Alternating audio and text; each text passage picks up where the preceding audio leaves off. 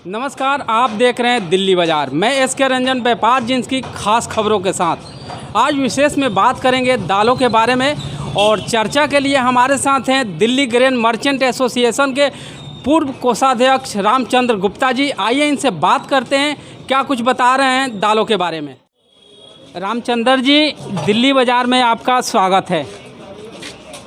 आदरणीय, मैं आपको दालों के बारे में बताता हूँ। आपका नया बाज़ार एशिया की सबसे बड़ी दालों की मार्केट है।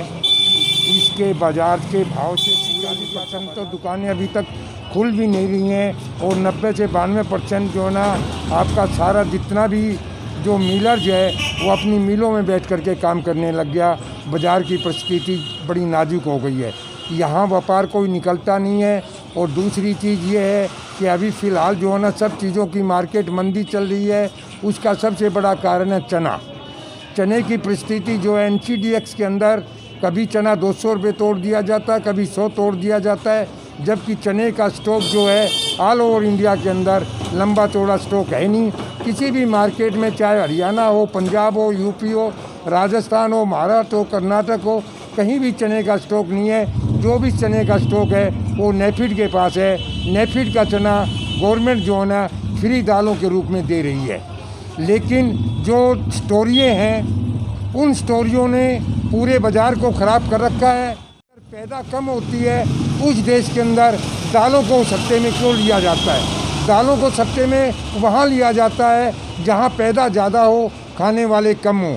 यहाँ खाने वाले ज़्यादा हैं और पैदावार कम है। लेकिन गवर्नमेंट का ध्यान या हमारे PMO हाउस का ध्यान आज तक इस चीज़ के बारे में नहीं गया कि एक दिन के अंदर क्या पैदा बढ़ जाती है कि जो है ना 200 रुपये तोड़ दिए जाते हैं, अगले दिन 150 रुपये बढ़ा दिए जाते हैं, क्या पैदा घट जाती है।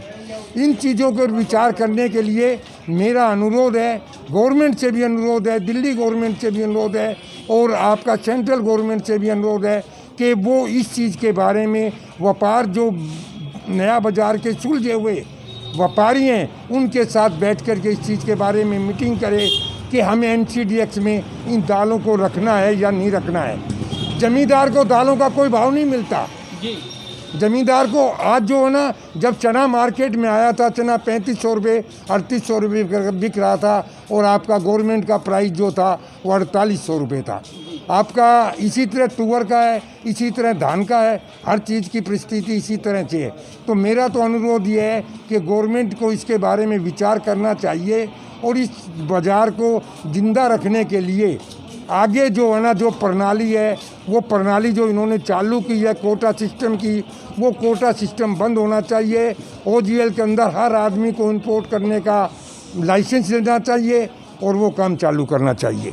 सर, ओवरऑल अगर देखा जाए खास करके नया बाज़ार में, तो दालों के भाव क्या कुछ चल रहे हैं? मूंग, तुअर अभी जो है ना, फ़िलहाल जो क्रॉप जो है वो आपकी मूंग की इंडिया के अंदर सबसे बड़ी क्रॉप होती है। वो आपका कर्नाटक, महाराष्ट्र और आपका राजस्थान में सबसे बड़ी क्रॉप आती है। आज परिस्थिति ये है कि आपका मेरे ख्याल में 20% क्रॉप जो कर्नाटक में नहीं थी, ना महाराष्ट्र में थी, ना आंध्रा में थी। राजस्थान का भी एक थोड़ा सा क्षेत्र, सिर्फ डिस्ट्रिक्ट चूरू राजस्थान का है, उस एरिया के अंदर क्रॉप है। मूंग का आने वाले समय के अंदर हमको लगता है बहुत बड़ी शॉर्टेज बन जाएगी और मूंग का पड़ता जो है ऑल ओवर इंडिया में कहीं भी नहीं है। पहले आपका कितना मूंग जो है ना बर्मा में पैदा होता था, चाइना में होता था, अब वहाँ भी पैदा जो है ना बहुत फ़र्क पड़ गया मौसम के हिसाब से, वहाँ पैदा नहीं होती है। रहा सवाल आने वाली फसल तुअर की है। तुअर का जो रिपोर्ट आ रहा है वो कर्नाटक के अंदर 70% फसल का रिपोर्ट आ रहा है, महाराष्ट्र में 70 से 75% का आ रहा है। इससे पहले ये तुअर जो है 500-400 रुपये घट करके जब ये क्रॉप आएगी उस टाइम के अंदर इसमें 1000-1500 रुपये की तेज़ी तुअर में आ सकती है, अगर गवर्नमेंट कोई दखल अंदाजी ना दे तो। ओवरऑल सर अगर देखा जाए तो दालों के जो भाव हैं किस स्थिति में है? रुके हुए हैं, कुछ बढ़े हुए हैं या बढ़ने की उम्मीद है? नहीं, दालों का जो है ना व्यापार अभी तो जो आपका जो है ना 1-1.5 महीना ऐसा ही चलेगा जी, क्यों इन दिनों के अंदर हरी सब्जियां आ जाती हैं और हरी सब्जियां जो है 60-70 बिकने वाली जो सब्जियां हैं वो 25-30 रुपये पर आ जाती हैं। आम आदमी जो है ना हरी सब्जी में चला जाता है।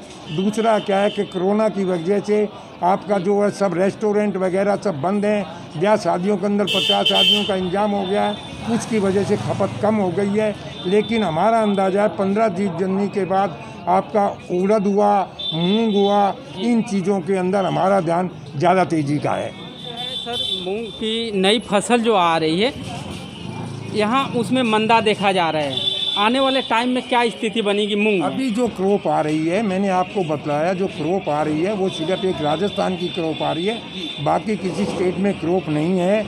लेकिन आपके जो है 10-15 जनवरी के बाद आपकी डिमांड जो है मूंग की, मोगर की, आपका महाराष्ट्र की भी निकलेगी, कर्नाटक की भी निकलेगी, आपका बंगाल की भी निकलेगी। उस टाइम के अंदर देने वाली स्टेटें कोई है नहीं मूंग की, और उस टाइम के अंदर ये बाज़ार तेज़ हो जाएंगे। सर दिल्ली के चारों तरफ बॉर्डर पर किसान जो है आंदोलन कर रहे हैं, एमएसपी को लेकर के नए जो कानून बने हैं उसके विरोध में हैं। इस संबंध में आप क्या कुछ कहना चाहेंगे? ऐसा है कि एमएसपी का जो रेट है ना, वो रेट के ऊपर कभी भी किसान का माल नहीं बिकता। किसान जो कह रहा है वो गलत नहीं कह रहा है। आप यूपी में जा कर के देखिए, बिहार में जा कर के देखिए, जिस जो है धान का रेट 1800 रुपये है, उनको 1100 रुपये में, 1200 रुपये में बेचना पड़ रहा है। जिस मक्का का रेट आपका 1800-1900 रुपये है, वो मक्का जो है ना वहाँ 900 रुपये में बिक रही है, और उसमें भी लेने वाला नहीं है। ज़मींदार को टाइम पे पैसा नहीं मिलता। ये तो एमएसपी जो गवर्नमेंट बनाती है ना, वो तो दिखावे के लिए बनाती है। गवर्नमेंट उनका माल लेती क्यों नहीं? आज जो है ना आपका राजस्थान में जाइए, मूंग राजस्थान में 6200, 6400, 6500 बिक रही है, एमएसपी रेट 7800, 8000 रुपये का। अगर किसान लंबे टाइम तक यहाँ दिल्ली के बॉर्डर पर डटे रहे या दिल्ली में धरना के लिए आते हैं तो क्या दालों के रेट बढ़ेंगे? कारण कि सब्जियों के रेट अभी नीचे नहीं आए हैं। देखो मैं आपको बताऊँ, आंदोलन जो है ना कभी भी लंबा आंदोलन नहीं चला करता है, उसका कोई ना कोई रास्ता निकलता ही है। क्योंकि आखिर में 2-2.5 करोड़ की आबादी है दिल्ली की। जब इस आंदोलन से दिल्ली का हर नागरिक परेशान है, आने जाने के लिए परेशान है। ये लंबा आंदोलन नहीं चलेगा, 2-4 दिन में इसका कोई हल निकल जाएगा। लेकिन हल निकलेगा कुछ नहीं। एमएसपी पे गवर्नमेंट माल खरीद नहीं सकती, और गवर्नमेंट के पास साधन नहीं है, वेयर हाउस नहीं है। गवर्नमेंट का माल इतना जो गेहूँ आपका सड़ता रहता है। तो फिर किसानों को अपना हक कैसे मिलेगा सर? एमएसपी पर उनके माल नहीं खरीदे जाएंगे, उनका हक कैसे मिलेगा? किसानों को हक अपने आप मिल जाता। आज आप एक चीज़ देखिए, जो चीज़ें इंडिया में पैदा नहीं होती थी, फल फ्रूट सब्जियां, आज वो इंडिया में इतना पैदा होने लग गया है, और कि लोगों ने अपना रास्ता ही बदल दिया है। जो चीज़ हम लोगों को खाने के लिए नसीब नहीं होती थी, वो चीज़ ऑक्सीजन में मिल रही है आज। आप जो ना महाराष्ट्र में जाइए, कितने बड़े बड़े बाग हो गए अनार का, तो उसका किन्नू का, इनका कितना बड़ा व्यापार होने लग गया, कितना माल बाहर जाने लग गया, सब चीज़ जाने लग गई है। आज अब किसान जो है ना इसके ऊपर डिपेंड नहीं है। और दूसरी चीज़ है कि किसान को ये कहते हैं कि हमने आपको छूट दे दी है, आप अपना माल कहीं भी ले जा करके बेचिए। मैं पूछना चाहता हूँ गवर्नमेंट से, इंडिया का किसान 65 से 70% वो किसान है जिसके पास ज़मीन 1 से 1.5 एकड़ है।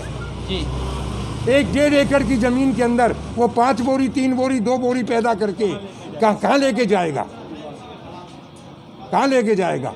उसको तो बेचना वहीं पड़ेगा। जी, छूट तो वो दी जाती है जहाँ जो है ना 1000-1000, 2-2000, 5-5000 क्विंटल माल पैदा होता है।